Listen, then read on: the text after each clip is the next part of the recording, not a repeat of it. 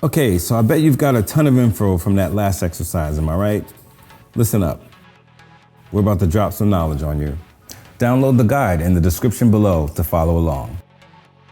Some of what you found is straight up facts, but some of it might be assumptions. So keep an open mind and check this out. Let's make sure we're separating our facts from our assumptions. Make 2 lists and let's get into it. So with first list, call it facts. Now facts are totally things that you can prove with data. If you got the receipts, then you've got the facts. Your list number 2 is assumptions. Assumptions are when you believe something without any proof to back it up, like you just think it's true. Those are the things we want to dive deeper on. You have to validate your assumptions and turn those into facts.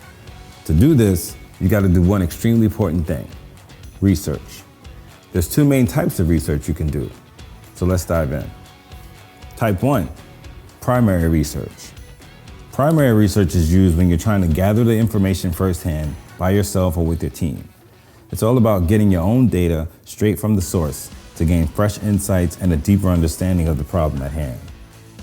And there are 2 types of data you can collect: quantitative or qualitative, or both.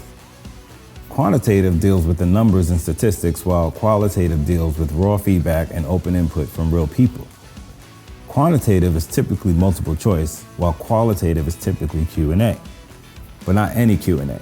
You have to know how to ask the right question to get the best answer. We'll cover that technique in another video. There's also a few ways to collect the data. You can do a survey, interview, observation, experiment, or other methods, whatever suits your needs.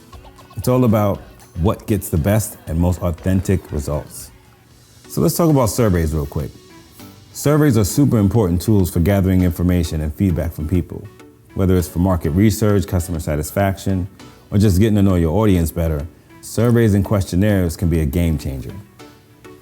Surveys can be online, on paper, over the phone, or even in person. Now, another great route are interviews. Interviews are basically when you sit down with someone, either one-on-one or in a group, and you get all the juicy deets from them. Interviews can be structured, semi-structured, or unstructured. It depends on how flexible you want your questions and conversations to be. Interviews are also a good way to gather qualitative data, diving deep into topics, opinions, experiences, and insights. It's like having a cool conversation with cool people. It's a whole vibe. Next is observational research. This one is about watching and recording behaviors, activities, or phenomena without getting in the way or influencing the subject. You can do it in the great outdoors or in a super chill Airbnb setup or anywhere. By the way, this type of research is used in anthropology, sociology, and consumer behavior studies. The next type we have are experiments. Experiments are all about changing things up and seeing what happens, just like a scientist. We do this to test our ideas and figure out what's really going on. It's all about cause and effect. You can run experiments in a super controlled environment where you can totally control and measure specific variables. It's like science on fleek. Next, there's focus groups. It's where a small group of people get together to talk about a specific topic with you as the moderator guiding the conversation. They share their thoughts, opinions, and experiences while bouncing ideas off each other. It's a great way to get different perspective on things. And then we have case studies.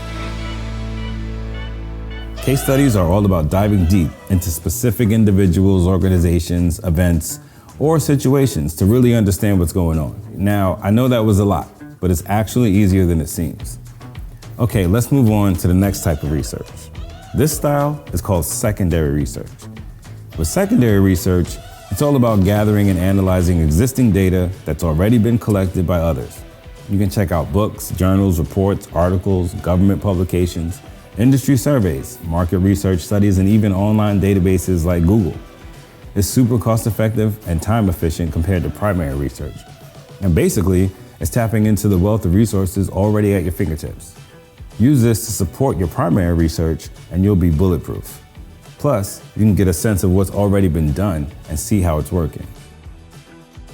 Obviously, there's always room for improvement, but that's where you come in. That's basically it. 2 types of research, primary and secondary. If you want to compete with the big dogs, you got to know the different ways to gather info and expand your thinking. Don't forget to like and subscribe. It really helps us keep this going. Stay curious. In the next video, we'll break down exactly how to do research and keep it fun.